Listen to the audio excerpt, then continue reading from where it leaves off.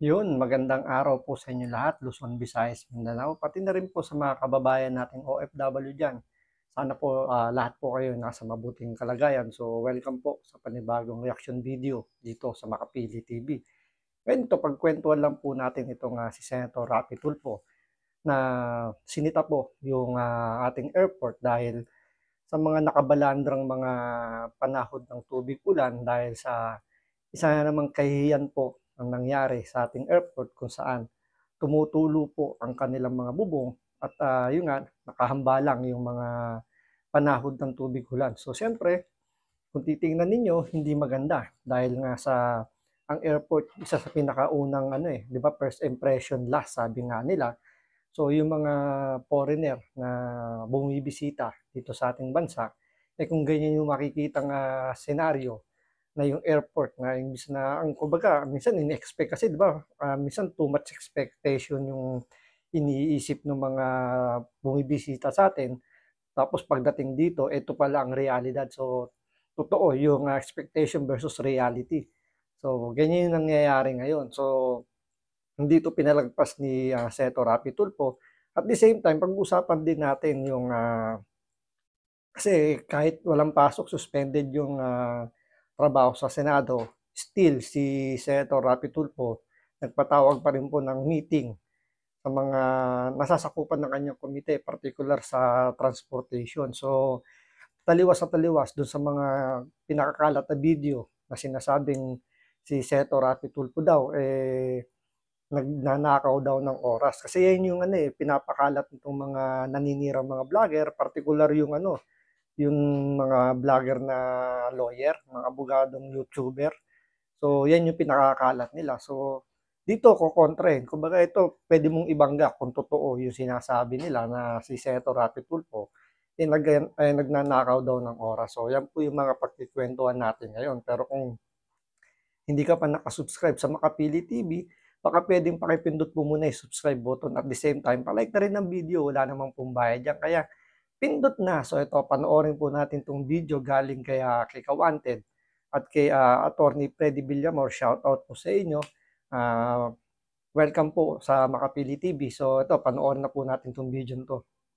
Nanggigil si Senador Raffy Tulfo sa pamunuan ng Manila International Airport Authority, MIAA, matapos makarating sa kanya ang impormasyon na nagkalat nitong Lunes, 2 ng Setyembre, sa mga terminal ng Ninoy Aquino International Airport, na ang mga batya at tray para saluhin ang mga tumutulong tubig ulan mula sa mga butas ng bubong nito. Sinita ng senador ang naturang ahensya at agad namang umaksyon si MIAA spokesperson Attorney Chris Bendic. Di ba? Kung hindi pa sisitahin, hindi pa siguro a-action ng ganong kabilis. Kasi, di ba, ikaw nga lang, di ba, kung bahay mo na tumutulo ng ganyan bilang may darating na bisita, di ba, kahit paano, makakaramdam ka ng hiya eh. Kasi, di ba, nakikita nung ibang tao na ganito yung sitwasyon ng bahay mo. So, kahit na makakaramdam ka ng kahihiyan. Pero ito kasi, ibang level to. Airport mismo, tumutulo yung bubong. Airport mismo na unang makikita ng mga dumadayo. Kahit yung mga siguro mga balikbayan nating OFW, di ba? Imbis na galing sila sa ibang bansa at nakita nila kung gaano kaganda yung mga airport doon. Particular kung mga galing siguro ng Singapore, Dubai, Hong Kong, yung mga magagandang airport. Tapos ibabalik ng Pilipinas, tapos ganito yung aabutan. May kukumpara talaga nila yung layo ng kumbaga sa level medyo talagang huling-huli na ang Pilipinas. So kahit sila madidismaya, considering mga Pilipino yun madidismaya pag gantong inabutan sa airport, lalo pa yung mga foreigner na bibisita ng Pilipinas. So siyempre yung expectation nila mataas dahil nga siyempre yun yung ipinapakita natin para makaakit ng turista eh. Tapos pagdating dito, ganyan na mangyayari, ganito yung abutan. So talagang malaking kahihiyan itong nangyari ngayon sa airport. Andiyan pa yung mga nakaraan, yung sobrang init dahil sira yung kanilang aircon system. So makikita mo sunod-sunod yung mga kapalpakan sa airport natin. Pero yung DOTR natin parang yatang natutulog sa pansitan at parang kailangan pang katukin bago magising o bago umaksyon. So, buti na lang, meron tayong Rapid Tulfo na ito, kinakalampag, sinisita, para umaksyon ng mabilis. Tulad nito, kung hindi pa siguro niya kinall out yung attention, hindi kaagad kikilos para ayusin itong mga problemang to. Joe na personal na umikot sa mga terminal ng NAIA para inspeksyonin ang mga tumutulong bubong ng pangunahing paliparan sa bansa. Nangako ang opisyal na gagawan agad ng paraan ng problema para hindi na maulit. Nagbabala naman si Tulfo na maraming makakastigo kapag naulit pa ang insidente. Inatasan din ng senador si Bendijo na Isipin mo, no? Meron pang mga trapal sa loob mismo ng building ng airport. Trapal na supposedly dapat nasa labas yan para ano yun, extension lang ng bubong. Pero dito, ginamit yung trapal para pansahod ng tubig ulan. So, ibig sabihin, malala. Maraming portion yung mga tumutulo. So, ibig sabihin, napabayaan. Kulang sa maintenance. So, ano nangyayari? Yearly, humihingi ng budget yan. At sigurado tayo may kasamang sa budget na hinihingi nila, may mga maintenance na kasama doon. So, ano nangyari? Bakit ganito? So, ibig sabihin, kulang yung pondo ng maintenance or hindi na ibibigay yung tamang pondo para sa maintenance ng NAIA. Mukhang nakakaamoy tayo dito na mukhang medyo may kumakatkong o baka tinatapyas yung budget. Kaya hindi ito nabibigyan ng atensyon. So, diyan makikita na talagang itong mga opisyal natin, talagang walang malasakit. Alam niyo yung basta makapagtrabaho lang, basta kumita lang, so okay na. Hindi iniisip ko ano yung magiging kahihinatnan o ano yung magiging itsura nito. So, hindi nila iniisip na ang presidente ng Pilipinas pa rin yung tatamaan dahil siya yung nagpapalakad nitong bansa natin dahil siya yung chief executive natin eh. Diba? Siya yung nag-appoint diyan kung sino yung mamamahala diyan, siya yung magmamando. Pero nangyayari, ito, nagmumukha na naman kahihiya yung presidente natin. Unang-una yung flood control project na pinagmalaki pa niya nung SONA. Na sinasabi, 5,500 daw yung natapos under his administration, pero baha. Lumulubog pa rin ang Pilipinas, lumulubog ang Metro Manila. Ngayon, nakakaranas na naman ng baha yung Pilipinas. So, anyari doon sa 5,500 project na parang pakitang tao lang or parang masabi lang may magandang proyekto natapos si Bongbong Marcos. Pangalawa, yung NEDA na pinagkakalap nila o sinasabi nila na kapag gumagastos ng Pilipino ng 64 pesos a day para sa pagkain, pagkain ng gumastos ng more than 64, hindi na food poor. So, hindi na mahirap yung isang Pilipino. So, doon pala, makikita mo na mali na naman yung binibigay na, na impormasyon sa presidente, pero tinatanggap ng Pangulo yun. So, parang hindi niya na kini-question. So, mas naniniwala siya sa mga sinasabi ng gabinete niya. So, hindi niya nakikita yung realidad sa ground. Tapos ngayon, ito na naman. Panibagong dagok na naman sa kanyang pamamahala na bakit nagkaganto. Siguro hindi na talaga nirerespeto yung presidente natin. Laging binibigyan na lang ng kahihiyan. Malaking kahihiyan to na airport mismo dumadanas ng ganito na supposedly nangyayari to sa mga hindi naman sa siyempre sa mga mahihirap nating kababayan na walang pambili ng maayos na bubong, walang pang maintenance dahil nga siyempre kapos sa pinagkakakitaan. Pero ito hindi may budget to, binibigyan ng budget ng gobyerno, pero still, ito nangyayari, kahihiyan ang binibigay sa Pilipino, kahihiyan ang binibigay sa presidente natin. Siguruhing nasusunod ang Air Passenger Bill of Rights ng mga stranded na pasahero kasama na rito ang pagkakaroon ng mga libreng snack, bottled water at maayos na tambayan o accommodation para sa kanila. Sinabi rin niyang dapat lahat ng VIP airport lounges, maliban sa mga airline-owned, ay ilaan sa mga senior citizen, person with disability, PWD, buntis at iba pang nangangailangan ng tulong upang may matambayan ang mga ito. Nakipagpulong si Tulfo sa iba't ibang ahensya ng gobyerno na sakop ng kanyang Senate Committee on Public Services sa pamamagitan ng isang Zoom meeting nitong Lunes bagamat suspendido ang pasok sa Senado dahil sa bagyong Enteng. Suspendido po ang pasok sa Senate. That's why I'm here. Gayunpaman, pinulong ko po dito sa TV5 ang ilan sa mga Senate staff ko. Ako po ay nakipag-Zoom meeting sa Philippine Coast Guard. Nakipag-meeting din ako sa airport authorities. At nagbigay po ako ng babala sa mga taga-Philippine Coast Guard. Sabi ko, they should make sure na magiging stricto po ang kanilang pagmamonitor ng lahat ng mga barko na Di ba? Suspended ang trabaho sa Senado pero nagpatawag ng Zoom meeting. So hindi makapalag yung mga kawani ng gobyerno na inimbitahan niya sa Zoom meeting dahil siyempre for safety yung iniisip ni Senator Rapi Tulfo dahil nasa season tayo ng mga may bagyo. So iniisip niya rito na baka magkaroon na naman ng lapses pagdating sa mga pantalan natin dahil nangyayari talaga eh. Hindi natin pwedeng sabihin na hindi ito totoo. Kasi may mga nasasawi dahil nga hindi na ipatutupad yung tamang protocol pag ganyang may masamang lagay ng panahon. Yung iba bumibiyahe pa rin, yung iba nag-overload pa ng kanilang sakay. So ang ending nagkakaroon ng trahedya. So yan yung iniiwasan ngayon dito ni Senator Rapi Tulfo dahil na sa panahon ngayon na medyo may bagyo tayo. So pinalalahanan niya na agad yung Coast Guard na gawin niyo yung trabaho niyo. Ayaw niya na may mangyayaring hindi maganda dyan sa laot. So sundin nyo kung ano yung nasasaad sa protocol, kung paano yung tamang kung i-dispatch pa ba yung mga bumibiyahe o kailangan mo nang ihinto yung pagbiyahe dahil siyempre napakadelikado. Pag inabot ng malakas na ulan o ng bagyo sa laot, medyo tagilid na yung mga pasahero dyan. So ngayon pa lang, kumbaga preventive na yung ginagawa ni Senator Rapi Tulfo. Considering walang pasok yung Senado ito nagpapatawag pa rin siya ng meeting para bigyan ng advice o palalahanan yung ating mga kawani ng gobyerno na sakop ng kanyang komite. Tapos sasabihin nila itong mga nakarang buwan lang nagnanakaw daw ng oras itong si Senator Rapi Tulfo dahil imbis daw na sa Senado siya, nandyan daw siya sa TV5 sa kanyang programa, nagtatrabaho.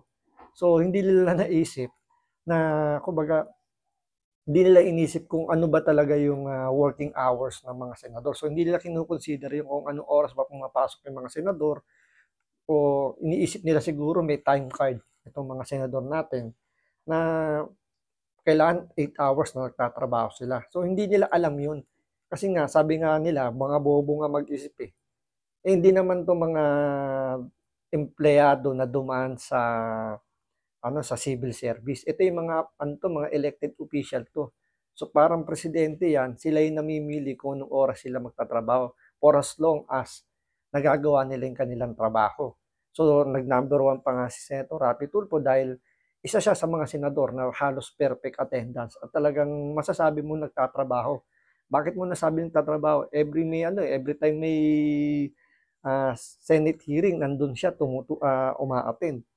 Lalo-lalo na kapag committee niya, talagang present siya. So makikita mo, laging laman siya ng balita o laman siya ng mga Senate hearing. May mga senador nga dyan na halos hindi mo nga nakikita. Makikita mo lang sa TV, may taping, yung iba sa picture lang na nagtatanim ng mga nagpaplantito, plantita. Yung iba talagang totally, hindi mo alam kung ano ginagawa pero hindi nila kinakastigo. 'Di ba? Kinakastigo lang 'to ng mga yung mga naninirang vlogger, mga abogadong vlogger na siya lang yung sinisingle out lang. Na akala mo walang ginagawa si Senator Rapi Tulfo pero kung titingnan mo, maraming senador diyan na halos hindi mo naman nakikita sa Senado. Hindi mo nakikita nagtatrabaho. Nagtatrabaho sa ibang larangan, yun nga may taping, nakikita mo sa mga teleserye. 'Di ba? Pero yung hindi nila kinakastigo, mag-isip kayo, isipin niyo na lang bakit yun hindi kinakastigo pero yung nagtatrabaho at pinatunayan naman ng Senado na si Senator Rapi Tulfo isa sa pinaka-aktibo, halos almost perfect attendance na nagtatrabaho sa Senado, yun ay sinasabihan pa rin nilang nagnanakaw daw ng oras. Ito nga lang, 'di ba? Cancel ang trabaho ng Senado pero still nagpa-meeting pa rin siya.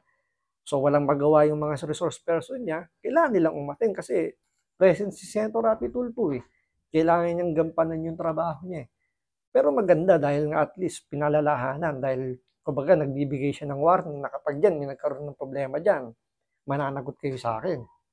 palaot. Kung meron man silang papayagan ng Pag-asa dahil hindi naman apektado sa bagyo, sabi ko, they make sure na seaworthy, number 1, yung vessel. Number 2, hindi overloaded. Kailangan bilangin ng pasahero, eksakto, nakaspecify doon sa capacity na pwedeng kargahin. And the number 3, sabi ko, dapat yung life vest tumutugma sa number of the passengers. Sabi ko, kapag may nangyaring sakuna dahil sa kapabayaan ninyo, kasuhan ko kayo. Ilang beses ko na sinabi yan, kung maagap tayo sa aking trabaho, tayo mga taga-gobyerno na kung saan, yun yung ating responsibilidad, safety ng passengers natin, whether sa sea o sa airport, wala mangyayari. Ganyan ang magandang leader, di ba? Preventive na kagad. So nangyayari pa lang, naka kagad siya, naka-foresight na kagad siya na posibleng may mangyaring hindi maganda kapag hindi sinunod yung tamang protocol tulad na lang dyan sa mga pampaserong barko or kung gumagamit mga bibiyahe along sa dagat. So kailangan sundin yung number of passenger, number of life vest.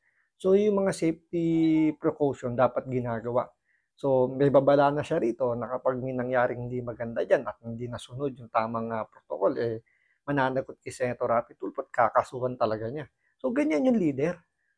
'Di ba? Nagbibigay ng guidance, nagbibigay ng tamang, kumbaga hands-on siya. So ayaw niya may mangyayaring hindi maganda sa kanyang hinahawakan. So nakikita mo na talagang yung concern niya sa trabaho, concern niya sa taong bayan nandun. So ito yung isa sa mga magagandang quality ng mga posibleng maging leader ng bansa natin. So dapat ganyan tayo tumingin. Hindi yung basta yung pakitang tao lang na talagang akala mo makikita mo lang naman tumutulong tuwing mag-i-eleksyon na, kapag andyan na yung campaign period, mabulaklak na magsalita, 'di ba? Dapat ganito, hindi to tatakbong senador kasi kapapanalo lang. So, meron pang posibilidad, sinasabi niya magiging pwedeng tumakbo bilang presidente, pero sinabi na rin naman ng Senator Raffy Tulfo, wala siyang plano, pero hindi pa natin alam. Pero still, malayo pa naman yun. Pero dito, hindi namumulitika to. Kitang-kita nyo na dahil nga sa panahon natin ngayon na may bagyo, and siya nagbibigay na kagad siya ng babala sa mga nasasakupan ng kanyang komite na ayusin niyo yung trabaho niyo. Kasi may kalalaging kayo sa akin kapag may nangyari diyan. So, kung ano yung pinatutupad ng batas, gawin ninyo. Kung ano yung pinaka-safety, yun ang gawin ninyo. Sakuna. And I'm very proud to tell you, lalo nitong PPA at saka yung Coast Guard, Marina nangako na everything will be just fine. Napag-usapan din po namin yung convenience ng mga pasahero. There are 4,000 stranded passengers ngayon sa iba't ibang mga pier at sabi nung PPA, maayos naman daw po yung flow ng sistema nila para masiguro na conveniente po yung mga stranded. May mga pagkain daw po, may mga tubig, juice, accommodation doon sa mga stranded sa loob ng pier. Sa mga airport, napansin ko lang po na may tumutulo doon. Napagalitan ko po yung mga taga-airport. Sabi nila hindi na raw maulit pero dati raw mas malala pa. Ngayon daw, konti na nga lang yan eh. Sabi ko dapat zero. Nagmayabang ka pa. Oh, di ba? Nagmayabang pa. So nangyayari na before. Pero hindi pa rin nila inayos. So ibig sabihin, poor maintenance. So, ibig sabihin, pag sabing poor maintenance, mukhang may kinakatkong sa budget ng maintenance dahil iniisip nila na hindi tutulo. Kaso yan nga, nangyari. Ibig sabihin, hindi talaga nila pinagtutunan ng buong 100%. Hindi nila ginagamit yung 100% ang budget ng kanilang maintenance para ma-secure yung kaayusan ng airport. Dahil nga siguro mukhang nababawasan yung budget, ito yung nangyayari. Kaya nga 'di ba, imbis na magyabang, parang yun nga, iniyabang pa imbis na gawan ng aksyon, iniyabang na konti na nga lang yan kung tutusin. Buong airport tumutulong, ngayon etong portion na lang. Pero hindi pa rin hindi dapat pwedeng palusutin. Sabi nga ni Senator Raffy Tulfo, nagyabang ka pa. So, ibig sabihin, hindi niya pinalulusot yung ganong klaseng katwiran. Dapat yan walang ganyan kasi nga airport yan. First impression last ng mga foreigner na dadayo o bibisita sa Pilipinas, yan ang makikita. Dapat talagang wala na. So sa ulitin, kapag meron pa ring tulo, I will raise heaven and hell. Diba? Anyway, September 18, Kung may tulo pa raw, sana bigyan mo Senator Raffy Tulfo ng antibiotic para mawala na yung tulo na yan. Kasi napaka hindi magandang tanawin yan sa airport na habang naglalakad yung mga foreigner, ang nakikita yung mga balde, yung mga trapal na nakasabit dyan sa kisame. So, hindi magandang tingnan. So, dapat kastiguhin nyo to sa susunod na Senate hearing na para hindi na maulit yan na talagang gamitin nila yung pondo nila. Papalit naman na ng management ng NAIA. Mapupunta na po sa isang private company and I was able to get the commitment from the mismong presidente ng kumpanyang yan kay Ramon S. Ang, which is a very nice guy, and he assured me gaganda na raw po yung airport like you've never seen anything like that. Sabi niya matutuloy na yung gustong-gusto kong mangyari palagi na magkakaroon na ng General Aviation Processing Center para sa mga passengers sa private and chartered plane. Sabi niya, hindi pwedeng mangyari yan ngayon, Senator, this year, tulad ng ultimatum na binigay mo sa mga taga-NAIA, but we can commit to you by next year. So next year, wala ng VIP. Lahat ng mga pasahero ng chartered plane at ng private plane, dadaan kayo sa butas ng karayom tulad ng butas ng karayom na So, yan ang aasahan natin ngayon sa airport natin dahil nangako kay Senator Raffy Tulfo. At ito naman si Senator Raffy Tulfo, kapag pinangakuan mo, talagang nakatanim sa kanya. Kaya kay President Ramon Ang po ng SMB, ng San Miguel Corporation, SMC pala, sorry. Mabigat yung ibinigay niyong pangako kay Senator Raffy Tulfo. At dito naman pretty confident naman si Senator Raffy Tulfo na tutuparin niyo yung pangako niyo dahil ito in-announce niya on public yung napag-usapan ninyo na gaganda na yung airport. So, yan din po yung aasahan namin. Yan din yung kumbaga i-expect din po namin yan na magkatotoo po yung inyong ipinangako kay Senator Raffy Tulfo dahil hindi lang naman yung kayo yung makikinabang diyan, buong Pilipinas po, mga Pilipino, dahil kumbaga uhaw na yung Pilipino sa pagbabago, sa makakita ng magandang airport dito sa atin. So, aasahan po namin yan. So, shout out po kay SMC President, CEO. Basta, yung pinaka-head ng SMC. So, shout out po sa inyo. So, maraming salamat po sa panonood. Ingat po kayo lagi. God bless.